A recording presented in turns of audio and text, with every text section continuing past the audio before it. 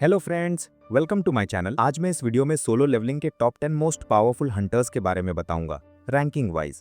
इसलिए प्लीज इस वीडियो को स्टार्टिंग से एंड तक पूरा देखना। सो फर्स्ट ऑफ ऑल मैं उन हंटर्स के बारे में बता देता हूं जिन्हें मैंने इस लिस्ट में इंक्लूड नहीं किया है। सो फर्स्ट है सिद्धार्थ बच्चन, जो इंडिया का most powerful as well as national level hunter है, जो 5 नेशनल लेवल हंटर्स की लिस्ट में 4th रैंक पर आता है और ये रूलर्स का वेसल भी है, बट इसे मानवा में नहीं दिखाया गया है। और सेकेंड है जोनस, जो ब्राजील का मोस्ट पावरफुल हंटर है और ये भी रूलर्स का वेसल है। एंड थर्ड है अननेम्ड नेशनल लेवल हंटर, जो एक नेशनल लेवल हीलर है और ये भी 5 नेशनल लेवल हंटर्स में से एक है, बट मानवा में इसका नाम तक नहीं बताया गया है। बट डोंट वरी, मैं वीडियो के एंड में इन तीनों को इंक्लूड करके एक फाइनल रैंकिंग लिस्ट भी दिखा दूंगा। एंड या वन मोर थिंग, मैंने इसमें सोलो लेवलिंग रैग्नारॉक सीरीज को इंक्लूड नहीं किया है। नंबर 10, गोटो ryuji। गोटो जापान का स्ट्रॉन्गेस्ट एस रैंक हंटर है। इसने जिन्वो के साथ एक अच्छी बैटल की है, ऑल्दो जिन्वो सिर्फ गोटो के साथ खेल रहा था। गोटो ने जेजू आइलैंड रेड में अपनी स्वॉर्ड से एंट किंग के एक अटैक को भी ब्लॉक किया था, ऑल्दो वे एंट किंग के हाथों बहुत इजीली मारा गया था। Number 9, Yuri Orlov. Yuri Russia का स्ट्रॉन्गेस्ट एस रैंक हंटर है।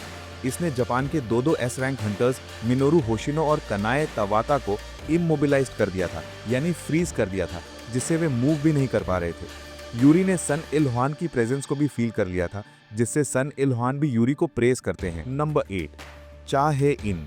चाहे इन ने एंड क्वीन को फिनिशिंग ब्लो दिया था।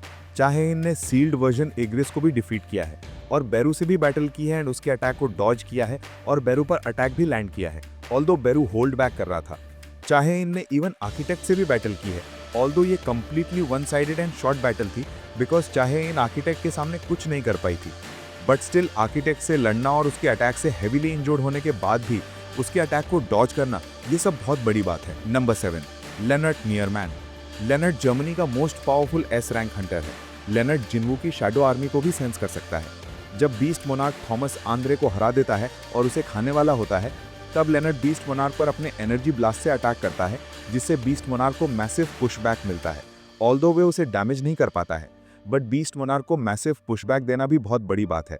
नंबर 6, गो गुनही। गो गुनही कोरियन हंटर एसोसिएशन के चेयरमैन है। वैसे तो इन्हें एस रैंक हंटर कहा जाता है, बट इनकी power almost national level Hunter के इक्वल है, बिकॉज इन्होंने एजेड होने के बाद भी बेस फ्रॉस्ट मोनार्क को अच्छी टक्कर दी थी, ऑल्दो वे फ्रॉस्ट मोनार्क के हाथों मारे जाते हैं। वैसे अगर गो गुनही अपनी प्राइम में होते तो वे शायद थॉमस आंद्रे और ल्यू जिगेंग से भी ज्यादा पावरफुल होते। गो गुनही रूलर्स के वेसल हैं। Number 5, Christopher read. Christopher read America का सेकंड मोस्ट पावरफुल हंटर है और ये भी एक नेशनल लेवल हंटर है। Christopher read 5 national level hunters की लिस्ट में 3rd रैंक पर आता है और ये भी रूलर्स का वेसल है और इसने अकेले 3 मोनार्क से बैटल की है, जहां इसने अपने स्पिरिचुअल बॉडी मैनिफेस्टेशन फॉर्म का यूज किया था। वैसे क्रिस्टोफर रीड ने क्लेम किया था कि वे 3 मोनार्क में से किसी एक को तो किल कर देगा, बट ऐसा होता नहीं है और वो उन तीनों मोनार्क के हाथों मारा जाता है। नंबर 4, ल्यू जिगैंग। ल्यू जिगैंग चाइना का मोस्ट पावरफुल हंटर है और ये भी एक नेशनल लेवल हंटर है। ल्यू जिगैंग 5 नेशनल लेवल हंटर्स की लिस्ट में 2nd रैंक पर आता है। ये भी रूलर्स का वेसल है। हमने इसे सीजन 2 में भी देखा है, जहां इसने जेजू आइलैंड रेड के बाद चाइना में आ रहे huge swarm of ants monsters को स्वॉर्ड के जस्ट एक सिंगल स्विंग से खत्म कर दिया था। ल्यू जिगैंग ने मोनार्क्स वॉर आर्क में जाइंट मॉन्स्टर को भी बहुत इजीली किल किया है। Number 3, Thomas Andre. Thomas Andre America का मोस्ट पावरफुल हंटर है और ये भी एक नेशनल लेवल हंटर है। Thomas Andre 5 national level hunters की लिस्ट में 1st रैंक पर आता है। इसने जिन्वो को टक्कर दी है, ऑल्दो वे जिन्वो से हार गया था।